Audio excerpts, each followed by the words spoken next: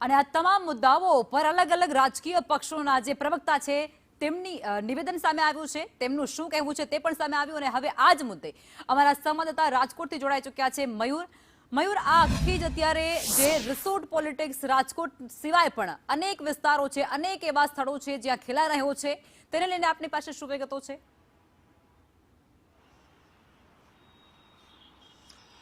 બિલકુલ લખમાં જે પ્રકારે નિલેશ કુંભાણીનો દાખલો હતો તેનાથી કોંગ્રેસ અને અન્ય રાજકીય પક્ષો છે દાઝી ગયા છે. તેમને ખબર છે કે ચૂંટણીની અંદર કાંઈ પણ થઈ શકે છે, ને એટલા માટે જ કે જે નબળા ઉમેદવારો છે અથવા તો જેમને ડરાવી ધમકાવી શકાય છે અથવા તો તેમને 24 કલાક માટે ગાયબ કરી શકાય છે, આ પ્રકારના ઉમેદવારો છે તેના ઉપર માર્કર મૂકી દીધા હતા ગઈકાલે. અને ત્યારબાદ રાજકોટ શહેર પ્રમુખ છે તે 40 એવા ઉમેદવારોને લઈને ગુપ્ત સ્થળે ફાર્મ હાઉસ ખાતે પહોંચી ગયા હતા. ત્યાંથી તેમણે વિડીયો પણ જારી કર્યો છે કે અમારા તમામ ઉમેદવારો અમારી સાથે છે, કે જેમના ઉપર દબાણ લાવી શકાય, જેમને ડરાવી શકાય, ધમકાવી શકાય અથવા તો કોઈ આર્થિક લાલચ આપી શકાય. આ પ્રકારના 40 જેટલા ઉમેદવારો છે એ કોઈ પણ પ્રકારની લાલચમાં કે પછી દબાણવશ ન થાય એના માટે આવતીકાલે એટલે કે બુધવારે રાતના 8 વાગ્યા સુધી તેમને એક જ સ્થળે રાખવામાં આવશે. એટલું જ નહીં પરંતુ તેમણે ભારતીય જનતા પાર્ટી ઉપર ગંભીર આક્ષેપ લગાવ્યા છે કે તેમને ભૂતકાળની અંદર પણ અનેક વખત આ પ્રકારની ઘટનાઓને અંજામ આપ્યો છે. તેમના ઉમેદવારોના ફોર્મ ફાડી નાખવાની વાત હોય કે પછી તેમના ફોર્મ પરત ખેંચવાની વાત હોય, ઉમેદવારોને ડરાવી ધમકાવીને ભાજપમાં સામેલ કરવાની વાત હોય, આ તમામ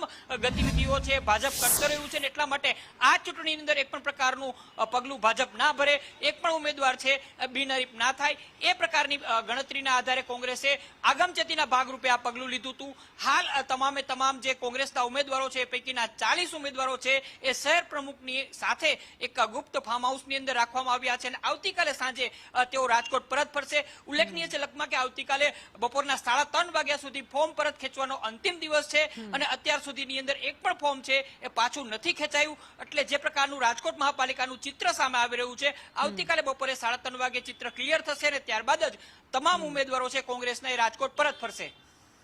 મયુર, અત્યારે જે ઉમેદવારો છે તેમનો સમય એવો છે કે તે જનતા સમક્ષ જાય, જનતા પાસે જાય, પોતાને વિશ્વાસ જનતા તેમના પક્ષ પર મૂકે, એ બધી બાબતો કરવાનો અત્યારે સમય છે. પણ કમનસીબી આપણી એ છે કે સ્થાનિક સ્વરાજ્યની ચૂંટણીમાં પણ રિસોર્ટ પોલિટિક્સ ઘૂસી ગયું છે. આપણે લોકસભામાં જોતા હોઈએ છીએ, વિધાનસભામાં, પણ હવે સ્થાનિક સ્વરાજ્યની ચૂંટણીમાં પણ એ હદે રિસોર્ટ પોલિટિક્સ ઘૂસી ગયું છે.